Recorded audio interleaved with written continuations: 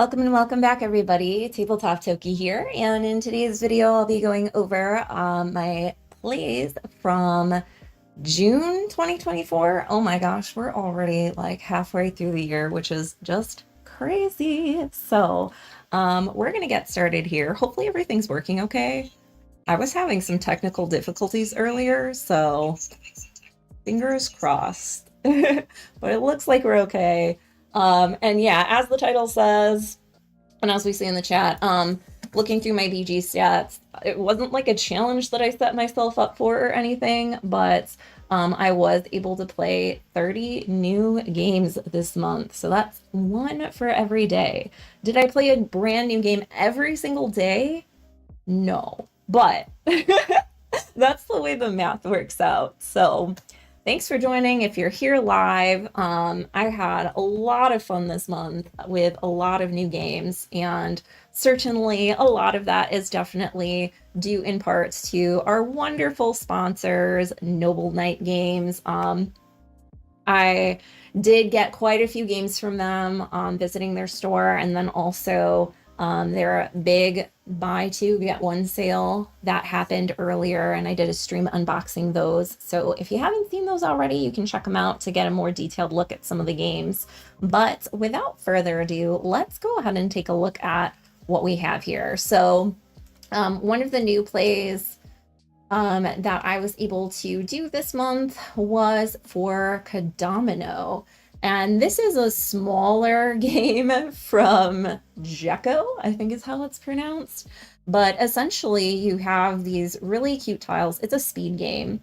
So you have these really cute tiles with animals on them, and then you'll flip a card that has an animal and a color. So if it's panda to, let's say, yellow, you would go to the find any panda, right? Like that red panda in the center. You would go to its matching animal and color, find that robin on another one, which is matched with the yellow gorilla. So once you get to that color, then you're going to be able to flip over that tile and see if the present matches the card. If you've done it correctly, then the present will match and you'll get a point for that. So this is just a kids game. It even says ages 5 to 10.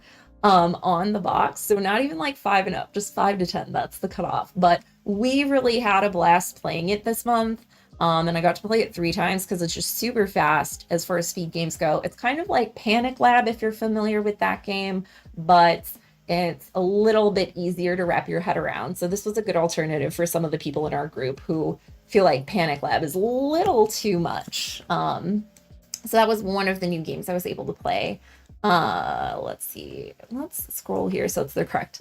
I got to play Oh Meow Bao again, which is also titled 5211. This is a card shedding game. It's also on Board Game Arena. That's actually where I first got to play it. A friend of mine picked up a copy, and then I of course had to get it as well. So Oh Meow Bao is this like dog cat art from Korea, and I think 5311 might be the I want to say, I'm not sure if it's, or 535, sorry, if it's the Japanese implementation, but it's got a little bit different art, but it's essentially the same game. So cards in your hand aren't just 1 point each at the end of the round. They're worth various points, but the way that you close sets and interact with sets in the center of the table is a little bit different from some other card shedding games where you can add on to the sets, but once they reach like 5 or larger or meet other conditions, that ends that set and you get to start the next one. So this one's been really fun. It's pretty unique. I do like this kind of more graphic abstract art, so it's just worked out that that was the copy that I was able to procure for my collection. Also got to play Fishing for Words, which is a classic dice Scrabble-esque game. So that was really fun. Flip Ships, you know I love it. Fuji Flesh. Another one on here that y'all might not be able to see because it might be a little obscured for the camera is Gugu. This is another speed game, and it's another random one that I picked up in the Noble Knight sale. I had no idea what it was, but essentially you're flipping over fruit cards one at a time, and each time a player flips over a card, they're going to shout out one of the fruit. So I might say banana and flip up my card. If it's not a banana, All Quiet on the Western Front. But if it is, then everybody has to rush to place cards from their deck and cover all of the bananas that are currently out. So it's an interesting take on a speed game where everybody's active for a prolonged period versus one single point of impact of like slapping a single card and last one in or whatever, first one in, etc. So there's like a lot of chaining as well, because you might flip over a card onto a banana that turns out to be a banana. Well, now that has to get covered up as well.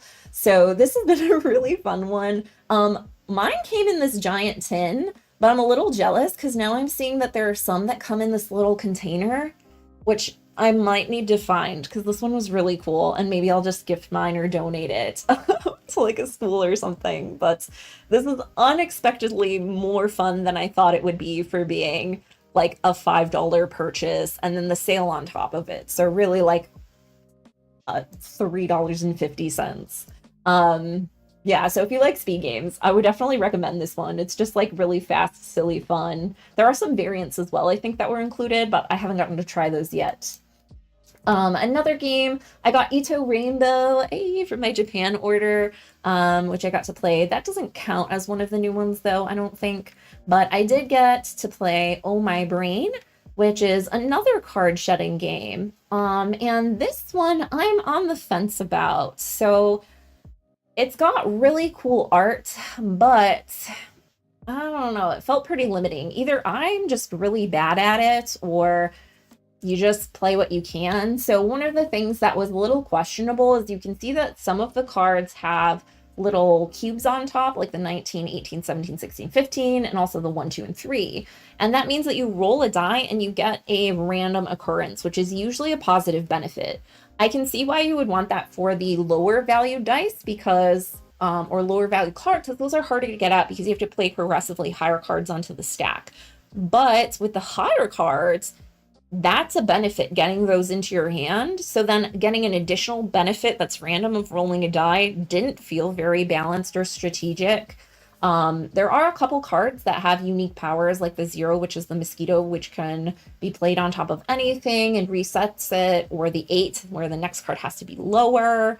But overall, I don't know, it felt like there could have been more strategy. The other cool thing about this one is that you have a graveyard of cards off to the side that when you draw, you don't draw randomly from the deck, you draw from your graveyard. So you can kind of stockpile cards and order which cards are coming into your hand and look ahead. But again, I don't know if that was enough to mitigate the randomness of the die rolls and the initial distribution of cards. So I'll have to play that one more and see what that looks like.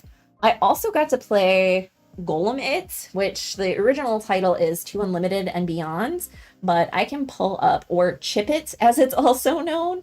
This is the version that I got, which is the Korean version, Golem It, another card shedding game. I said we've been on a card shedding kick and I wasn't lying. I wasn't joking.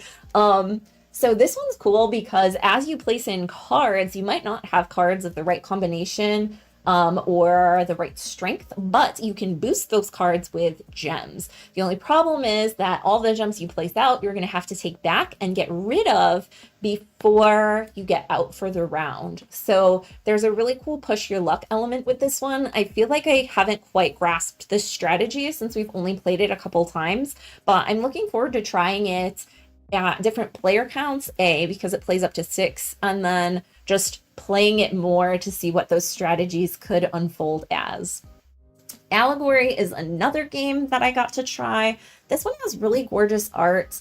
I had been shown this one, but I wasn't sure about it. It's got some bidding in it, and at 2 it wasn't great, but I have a feeling that it's better, as you would suspect a bidding game would be, with 3 or more players, because you're essentially bidding to stay in the round, but the chips that you bid get distributed to the cards, so people can get more bidding chips as you go. It kind of gave me a similar feel to Boomerang, not the Scott Alms Roll and Write, but Boomerang, I'm not sure. I know I have a Polish version from Granada, that publisher, where you're anteing in to get first selection, like the person who antes the most will get first pick of cards. So this one was pretty interesting. Again, I think I need to play it with more players to see what that actually looks like and if it's viable.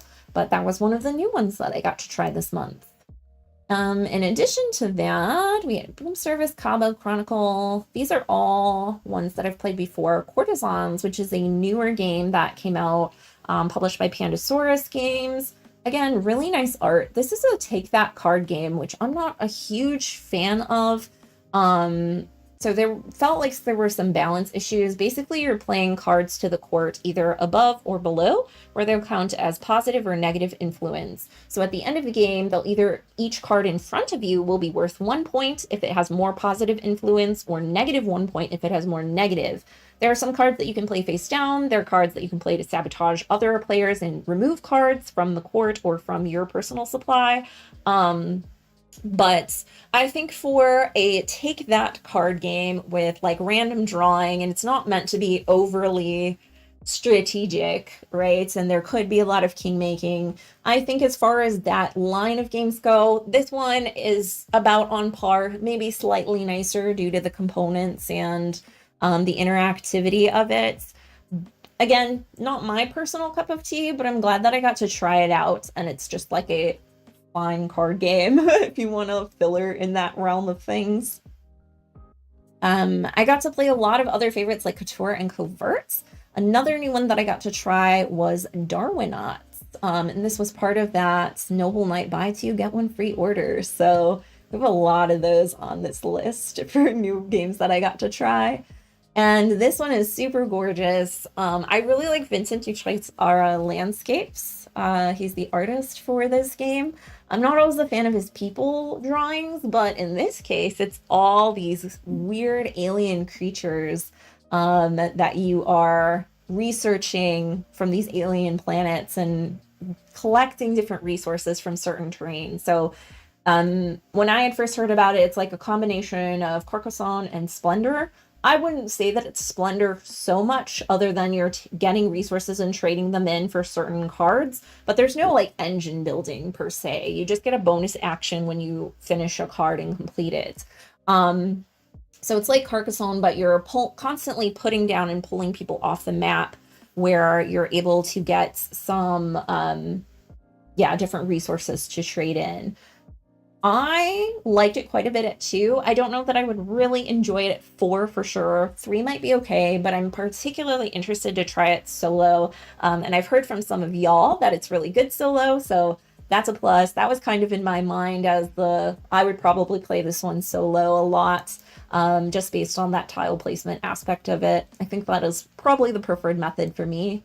Didic was another new one that I got to try. It's an abstract strategy game where you're placing out tiles and dice. So when you get a majority of corners and 4 corners that touch, then whatever that majority is will generate a die of that color. And you're essentially trying to generate dice and move them together so that they combine. So 1 and a 1 become a 2, and a 2 and a 2 become a 3, and so on and so forth. And the first person to create a 6 wins. We did not finish playing this game.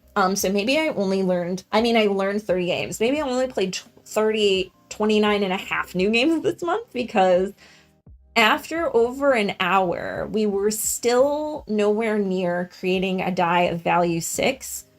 And based on how light the game is, it was just taking way too long. I feel like it could have been improved if dice could move more freely, or if there was something to expedite that process, or if like 1s became a 2 and 2s became a 3, but then I don't know, if it wasn't just 1, 2, 3, 4, 5, 6, if there were fewer steps with that, or if you were just trying to get to a die level 4. I'm not entirely sure. The other thing that was not great about this one is it's abstract, complete information, but if you place a tile, you roll a die that gives you a random benefit or nothing. So again, it had that same issue of Oh My Brain, where you have all these strategic avenues, but you can't completely plan ahead even for just your turn, because you don't know what benefit you might get. So that was not a favorite of mine, to say the least. Another new game that I got to try was Far. This is my first pack of gum game that I've ever gotten to play. And essentially you're building, it's tiling, so you're building out a kingdom, but you score based on your perspective of that kingdom. So if you're sitting, on the right side, you're going to score all of the edges that are exposed to your side. And you're looking, it's kind of like King Domino, where you're looking to make groups of certain sizes. The kings and queens on the board add additional points for scoring. But the catch is that if your particular area has, I think it was like 6 or more, or maybe has 6. I think it's if it has 6 or more sections of like planes connected together, then the score for that area becomes 0. So you want to get to that 5 mark, but then it gets a little iffy because then your opponents can place things to put you over unless you strategically place it and lock out those sections. So pretty interesting one. Again, I played it at 2. I think it's probably best at 2. I wouldn't be interested to play this at 4. 3 might be okay, but it was pretty fun for a first foray into that particular line of games. Moving right along, Dolito, Dragon Castle, Polter. These are all ones that I've played before. If there are any that you guys have questions about, let me know and we can go over them. But on our next row, we have some other newbies that I had not played before. So Gugu Pon. It's another game I had no idea existed until the sale. And there aren't even pictures, which is unfortunate because it's a super cute game. So basically everybody takes a turn being the mama bear, and all the little bears are trying to eat the food from your table. So you're going to play your 4 cards progressively, which block the cards that other people play, which is the food they're trying to steal from you. And then based on majorities and sets of food that you have at the end, you score. It literally plays in like 5 minutes. And it's just a really pure, straight, bluffing, like read your opponent's type of game with really cool art. So this is another one that I'm like, hey, for a couple bucks, I'm super happy I have it. And the art is very endearing with the little bears.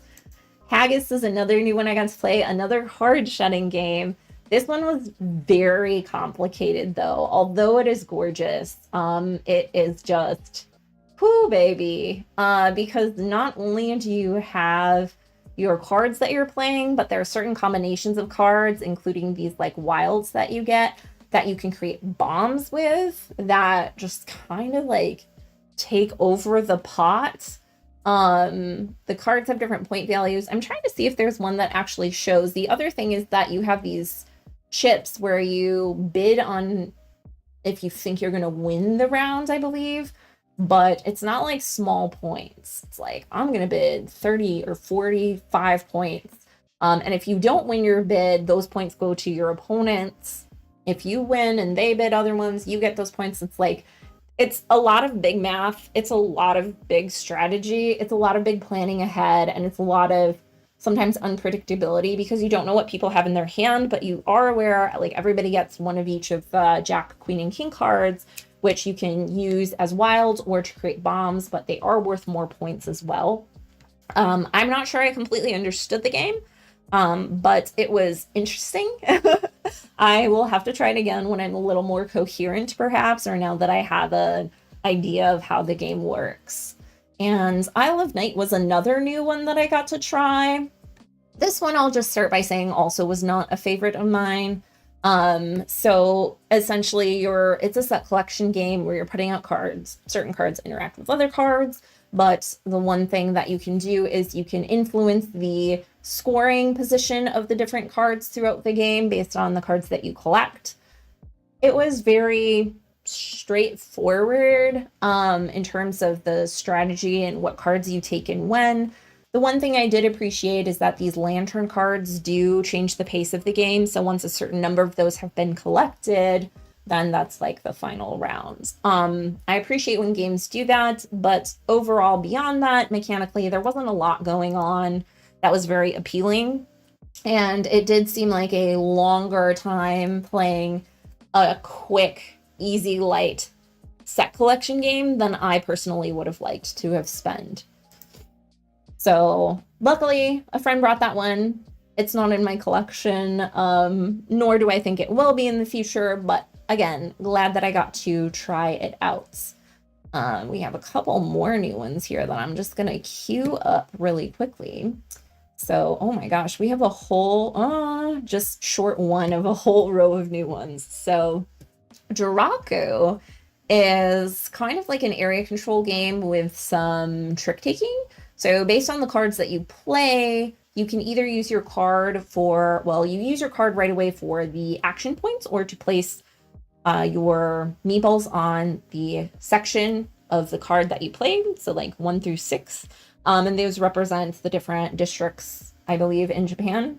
And as the game goes, you want to have your, there are 3 rounds. So the highest scoring sections are the higher numbers, but as you go through each round, the lower sections are way more points in round 3. So you're going to be manipulating your main, I'm not sure if it was a daimyo or whatever token, and then your little troops will be placed based on that. So the higher cards give you more action points, but like the 0 card, which is the ninja, allows you to place your troops anywhere, but you likely won't win the trick. And based on who wins the trick, you do like an intermediary small scoring for each hand, and then you do the end of round scoring, which is bigger points. Again, not my style of game, but it was a unique way of implementing trick taking that wasn't just a card game where something else is impacted by it. It weirdly reminded me a little bit of Raptor, which is a 2-player game where you simultaneously reveal cards and you use the card for either the power or the number of action points. I guess the action point selection and the dual use of those cards is what reminded me of it, but again, an interesting one to try out. Mory is another trick-taking game, and this one was, yeah, it was a time. So basically, I'm wondering if the back of the box shows everything, but yeah. Okay, so you play a season card for the suit and the value. There's no one trump, right? So each one will trump other ones. As you win, you're going to also collect dice, which you can then use in place of cards. So not everybody will play the same number of cards each round. Certain cards will have positive points, certain will have negative. Some of the dice will be negative. If you have the most of those like branches, the X's at the end of the rounds that you've scored and in your dice pool and in your remaining cards. So there's quite a lot going on with the scoring. It also does the thing that I don't like, which is play a number of rounds equal to the number of players, I believe, which I'm not a fan of. So we just settled on playing 3 rounds with 5 players, and that felt pretty adequate. This is another one that I'm going to have to play more because it's very different from a lot of trick-taking games. Like what you do is similar, but the flavor and with the dice and subbing out dice for cards and when you play those wild X cards to just get out of a hand instead of following lead felt really interesting and dynamic. So again, we'll have to research more on the strategy for that one and come back with more thoughts once I feel like I've wrapped my mind around the game a little bit more. Mythic Mischief, I can never say it, is another one that I got to play, and shout out, I unboxed this one a while ago and I feel super upset that I did not get it to the table sooner. The rulebook is very chunky, but to be fair, the game is not that difficult. I found out the rulebook is chunky because there are a lot of really well-drawn diagrams, and each faction has unique abilities that you can use throughout the game. So it's much more straightforward than I originally thought it would be. But this is a 2-player or team game where you are going to be manipulating your pieces around the board to collect tomes and avoid the tome keeper. So you're trying to set up the pathways of the board. It's like a little puzzle so that the tome keeper will capture your opponents while steering clear of your pieces. And it was really cool and really fun because as you collect more tomes, you level up your characters so that they can do more stuff on their turns. And I really just enjoyed this. It's so puzzly. The theme and the art are well done. They're not necessarily my taste, but the game was so fun, and I'm really looking forward to trying this one solo because it has some automated things that happen. So it's just like that puzzliness, but you don't have to wait for another player. It's all right there. So I'm really excited to try this one. I think there's a Mythic Mischief 2 that's coming out as well that has all new factions. So I'm curious to see how those operate. But at 2 players, this was a really awesome one, and I would definitely recommend it. Nana Toridori, I had already talked about, I think last month, I'm pretty sure. But really cool card shedding game if y'all haven't tried it out. And let's see, what else do we have? Nesos. This is kind of like cockroach poker, where it's a bluffing game where you pass cards face down and people can either keep them or pass them on. The cool thing about this one is that you can also pass them back to the person who handed you your cards, which you can't do in cockroach poker. In addition to that, if you pass the cards along, you have to add a card from your hand. So there's a lot more interesting strategy there with that, I found. Again, I was not necessarily great at it, but I think it was really interesting and I'm looking forward to trying it more. Also, the theme and the art are just, and it plays very fast. At least our game did, where I know some games of cockroach poker kind of go on and on and on. So this is a cool one. Another dexterity game I tried is called Ninja Master. This is from Eaton, and it is a speed game where you roll dice and you grab things based on different points. And there are different little things like the katana or the shuriken that gain you different benefits. I felt like this one was kind of random, if I'm being honest. It wasn't really my favorite. I liked that you could grab different ninja, but that they might become negative points and you're trying to count the number of ninja and shout that out. That was all really cool. I feel like they thought that wasn't enough for a game, so they added the shuriken, which just gives the active player points if shuriken are rolled, so it's very weird in that way.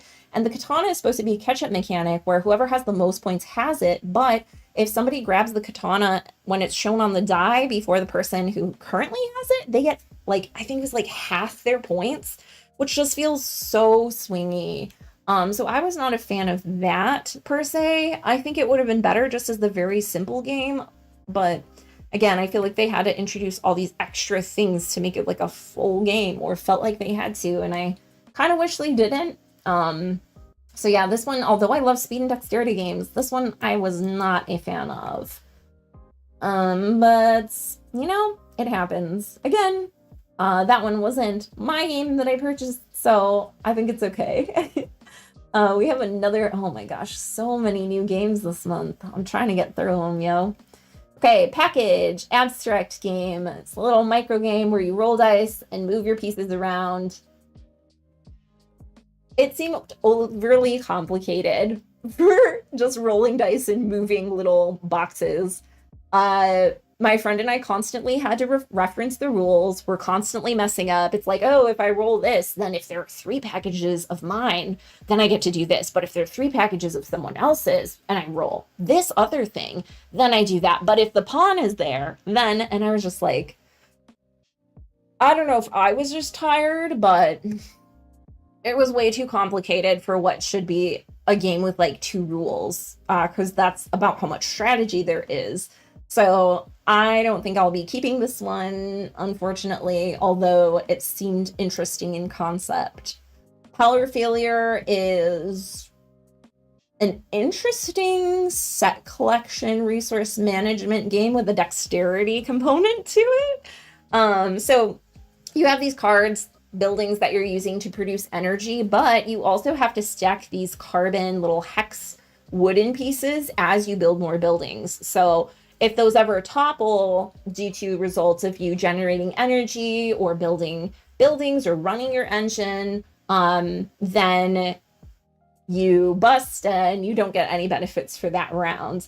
So this one, unlike the previous game, was very streamlined, very straightforward. I can see that some people might not like the dexterity component of it, but I do like that idea of pushing your luck with the more different factories you run or build, the higher chance that you're going to outright just fail on that turn. So do you want to be more conservative and guaranteed get the energy at certain times? The stack may be very low, so you feel good about running like 6 cards. Certain times the stack might be very high, so you're like, do I even build 1 card?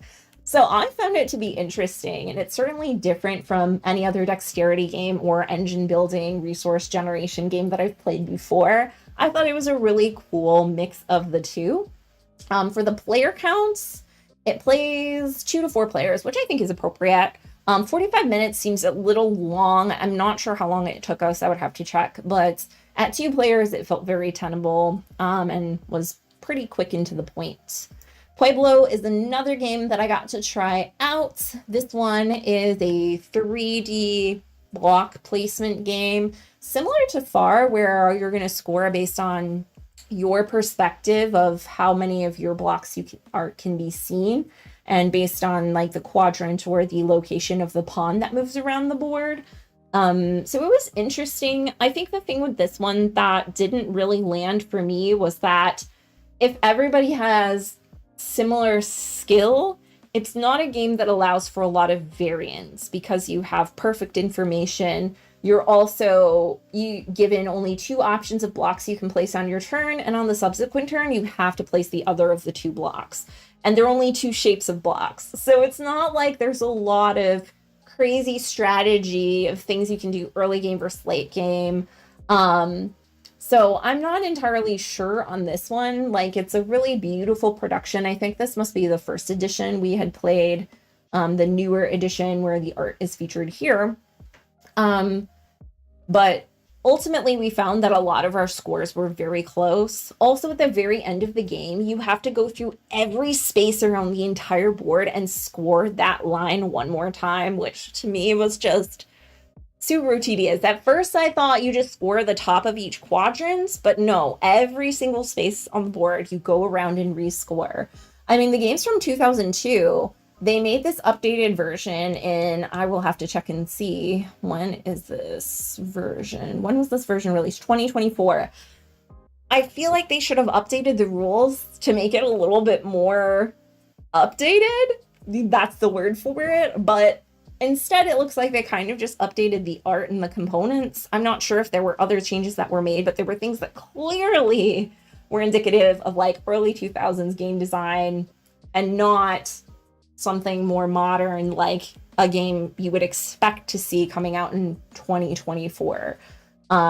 Yeah, similar to Block, but for 2 players. Interesting. I'll have to check that one out. Hopefully it doesn't run into the same issue of being very limiting and then everybody having essentially almost the exact same score for most of the game. But yeah, that was Pueblo. Rumble Nation is another one that I got to try out. It is primarily an area control game, which again, I'm not a huge fan of. And the way that you put out your pieces is based on the dice that you roll, which again, not a huge fan of. But this one's cool where you have like 3 dice, you get 1 reroll, and then you have to pair together 2 dice for the location, and 1 die dictates how many of your units you can place out there. There are also the special action cards, which you can see on the right side of the board.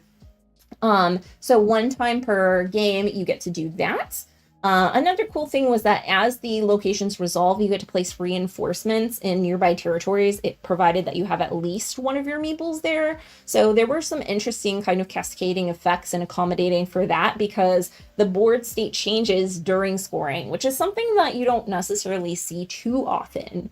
And this one was very quick and to the point. So it was definitely one of the most streamlined area control games that I've ever played. And for that, I appreciated it. Yeah. Big ups in the chat for Rumble Nation, for sure. And speaking of cool games, oh man, big up Salt and Sea. I was skeptical when I first saw this game, but holy I love it. Oh my gosh. So when I heard economic heavy game, I was like, I like Euro games, don't get me wrong, but like specifically economic? I'm not sure. This one was so cool though. One of the best parts is that the cards that you have in your hand are also your currency. So you can use them to play them for their actions, or you can spend them to purchase other things, which very cool. Like I've seen cards used as currency before in terms of like the back of the card is a gold coin. But yeah, I don't know. This one had so much going on, but it all worked together super well. You have your mining cards on the left, so you're drilling down, getting brine that you can then use and convert into your other fuels. And then you can sell those resources or move up on the stock tracks for points. There's research, there are unique contracts that you can fulfill, you can get higher value cards. That's the other thing, is when you draft your cards, you draft them from the grid. So if you produce $12, you get to take $12 worth of cards. So it's like, do you take 2 5s and 2 1s? But that doesn't give you a lot of flexibility to take a lot of actions or to spend, because you don't get change. Like if you need 4 and you spend a 5, you don't get 1 back. So there were some interesting choices with that as well. Yeah. I mean, we're going in alphabetical order, but yeah.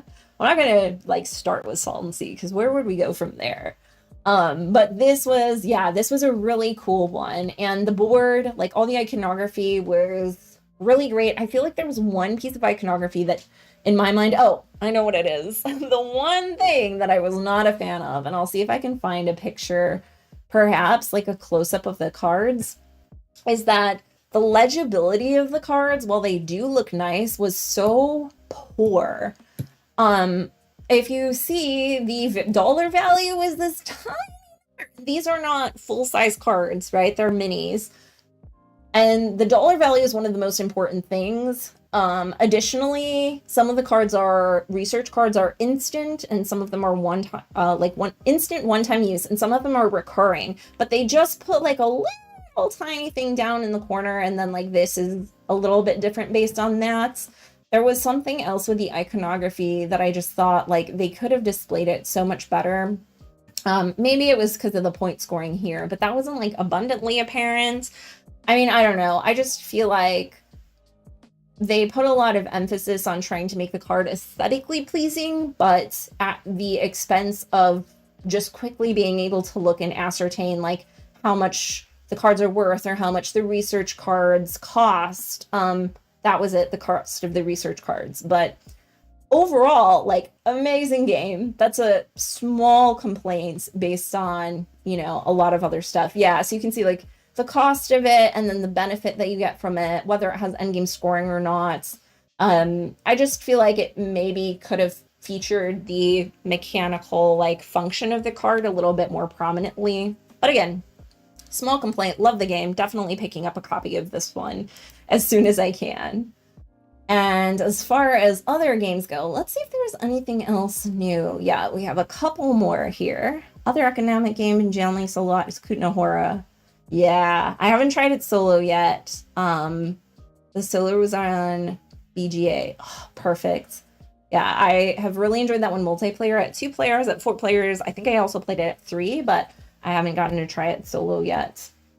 Let me just pull up the last of the new games here. We should be good to go. All right. Yeah, finishing out strong. So we have Samurai Gardener, which is a speed slapping game with tile laying. So basically just combine 2 of the things we've been talking about all stream. You slap the card you want, you try to make rows and score rows and columns of different areas, but it's similar to Far, where if the row is too big, you don't get points for it. The other interesting thing is once you make a scoreable set, you can't then go back and cover those particular cards later on. So that was pretty interesting in terms of just planning how you're going to set up your different areas on your cards. Sirens is a 2-player drafting game. I got to try that one. Actually, I might have tried it first last month. This might have been the second play of it. So I think I've already talked about this one, but I had played it solo previously and I got to try it at 2 now.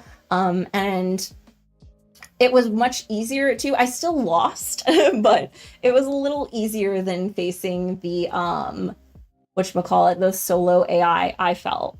Hey, welcome. So yeah, I'm going to have to play it a little bit more. But it's just 2-player drafting. It's super quick and concise. And again, the art and like theme of it is really cool.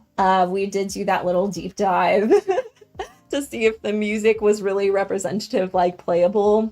Spoiler alert, it's not. But really cool premise for a game. And yeah, equally fun at 2 as it was solo. Skyrockets is the successor to Kites. It's basically Kites 2.0, where you're going to be playing cards, flipping over sand timers, but there's a progression to the different challenges that you play through. And I enjoy that it's like a timed cooperative game, so you can't have like one alpha person just kind of dominating everything. The card art is also really gorgeous. The only thing that I was a little iffy about is that it's like full card art and they're dark, so I'm worried that they'll kind of get scuffed. So here's a comparison between Kites and Skyrockets with the cards, but overall it was pretty fun. I'm interested to try some of the more challenging scenarios and see how those go. Did I download the app for Sirens? I did not download it. I just like played them on the piano to see what they sounded like. But yeah, maybe the app adds some embellishment that I'm not aware of. Tiger Banana Pancake is another speed game. It's kind of like Taco Cat Goat Cheese Pizza with some cuter characters, but I think ultimately the gameplay wasn't as great because it's like the first person to do the thing versus the last person in. So sometimes it can be difficult to ascertain who actually scored those points. The other thing is that there is a card that you insert into the deck randomly, so it could be over after the second card or the last card, or in our case, that card got stuck in the box, so we played through the whole deck. We're like, no way, it can't be the last card. And anticipating that it was the last card, we did the action associated with that, and we were all wrong and had to take a penalty because it turns out it was just stuck in the box. So it was at least a really fun experience to try out. Vivaldi is an exactly 5-player team trick-taking game, which sounds very strange, but oh my gosh, was this cool. It's based off of, I forget, a 300-year-old game called like 5-person something or other. I don't remember. What is it called? Does it say in the description? The Italian game, Briscola Chiamata, or 5-men Briscola. So basically, it starts with an auction where you get your cards and you have to bid a certain number or bid down. And then you can do plus an amount of points that you think you could win by. And whoever wins the bid is paired with the person who has the card of the value they chose, and they choose the trump suit. Those two people are on a team versus the other 3 people, so you have more control over how many points you need to make and the trump suit, but the other team has 3 people, so you're trying to make that many more points than the other team, if that makes sense. It was a little confusing to understand that part of it and how it works in practicality, and then figuring out the strategy. But after a couple of hands, it really came together and it was super cool. I really liked this one. So I'm going to have to find a copy of this, if that even is possible. It doesn't really look like it. We actually picked this up at Noble Knights when we were there because I saw it and I thought, oh, Vivaldi, cool. And I looked and I'm like, exactly 5 players trick taking. I thought about getting it, but I ended up showing it to my buddy who's like super huge on trick taking because I thought ultimately he might appreciate it more than I would. And of course, I would get to try it if he purchased it. But now I'm kicking myself a little bit because this is a cool one and I would definitely like to have it in my collection. So we'll keep an eye out in case that ever becomes a possibility. Walking in Provence is an Emperor S4 game, again with tile laying. No speed this time though. You're just placing your meeple and your drone out and they scan certain areas in order to take pictures, which I have always thought would be a really cool premise for a game, especially like a roll and write or something. I know that Redwood game did it as well, but I don't even want to talk about that game ever again. Oh my gosh. This one was cool though. So you'll place your photographer, they'll take a picture of a section in front of them, like a block, and the drone will actually take a picture of everything around them. So you're basically just trying to get certain configurations of cards within that realm for that particular type of picture. So you're drafting the different cards, placing them into your grid, and then manipulating your pieces around and moving them. But you can't necessarily do that freely, so you have to be careful, because if you place your drone somewhere, you can't then put a card on top of that. You have to like move it out and then, you know, take pictures from round to round. So this was a pretty cool one. I was worried that it would be similar to Walking in Burano, which is another like tiling game from Empress 4 that I wasn't a huge fan of, but this one had some really cool elements to it, and I wrongfully thought, because they're in the same line of games, that I might not enjoy it, but this one was really cool. So I think I'll save that other game for last, but I also got to try Harvest. One of my buddies just got back from Japan, so he brought a bunch of games, this, Rumble Nation, and Jiraku. This is another tiling one, but the difference is everybody has their little plot. Actually, this is probably a better picture of the plots. So you're playing cards onto your plot or your opponent's plots, trying to make lines of 3 in a row, and then those score and get removed. Based on whatever you have in your plot that gets removed, those are the points that you'll get. And so there are positive cards, negative cards, there are special cards that do different things and change the state of the board. It's very small, very micro, but you get big points, because like I think the king or queen of each one is like 40 points, but then there are some negative 10s and things, yeah. So it's a really mean-spirited kind of take-back game with some puzzliness. But I thought it was really fun, and again, it was really cute, very easy to learn. It's all of like 3 rules. And yeah, I don't know that I'll be able to get this one anytime soon, but if I ever find a copy that's not exorbitantly expensive, it's definitely one that I'm interested in picking up. And last but not least, I got to play Kito Ice. So this is another trick-taking game. I got this in my order from Amazon Japan a little bit ago. And this is the Arclight version, which changed a few things. It plays to 5 players now instead of just 3 to 4, it's 2 to 5, which I appreciate. However, one of the things I don't appreciate is the updated scoring. So essentially, let me see which picture looks, yeah, this picture's better. Okay, so essentially you have the 5 different suits, and when you play tricks, you're trying to win. If you win, then you get an ice cream scoop, which gets added onto your cone. But if you get too much ice cream, meaning you have more than 3, they topple over and you don't get points for those. Now, one of the things that I wasn't a fan of is that the ice cream scoops are randomly flipped over, and one of each flavor of ice cream has a star on it. So I didn't feel that that was very strategic. We played where we house ruled it so that the ice cream scoops were face up. So you knew if you were going for the star, which is an extra point, or just a regular scoop of that ice cream. That kind of remedied that problem for me.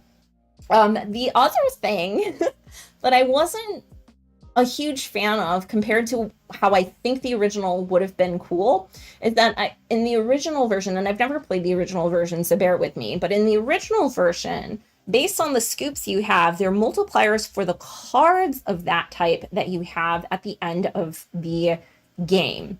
So if you have 2 strawberry scoops, all your strawberry cards are worth 2, which I thought was pretty cool.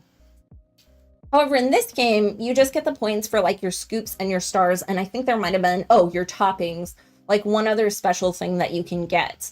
And I don't know. I liked the idea that you have to selectively get the right cards and match them with the right scoops that you earn versus just having flat scoring for which tricks you won and what scoop you take and what toppings you have. That seemed way cooler to me. I know that it's a little bit more maintenance in terms of calculating your score, but I think that would have been really cool. So I'm interested to try it with the original scoring rules for that and see if that's like a viable way to play this version of it and how they compare. So if I get to do that, which I hopefully intend to be able to try that soon, maybe even this week at game night, that's something that I can definitely update y'all on. But overall, really cute game, really cool trick-taking game with that push your luck premise, and like throwing certain hands, and how the trump suits work and everything. Like there's some nuance to all of that. So this one is really enjoyable. And if you ever get a chance to try it, or get a copy. I would definitely recommend it. But yeah, so those were my plays from June. I didn't get to play nearly as many games, I should say, as I did in May.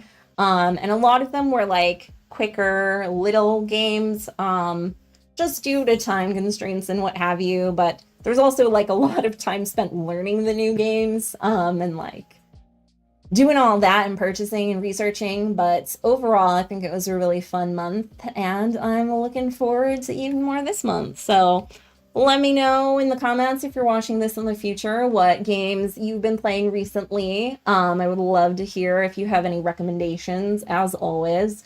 Trying to move away from some of those card shedding games this month and play, hopefully get back to playing some more like chunkier games, because I think I'm definitely craving that after the lineup from last month. Not that I didn't enjoy it, but playing Salt and Sea towards the end of the month, I think I definitely realized like, oh, I do want to get back to playing some bigger games and setting aside more time for that.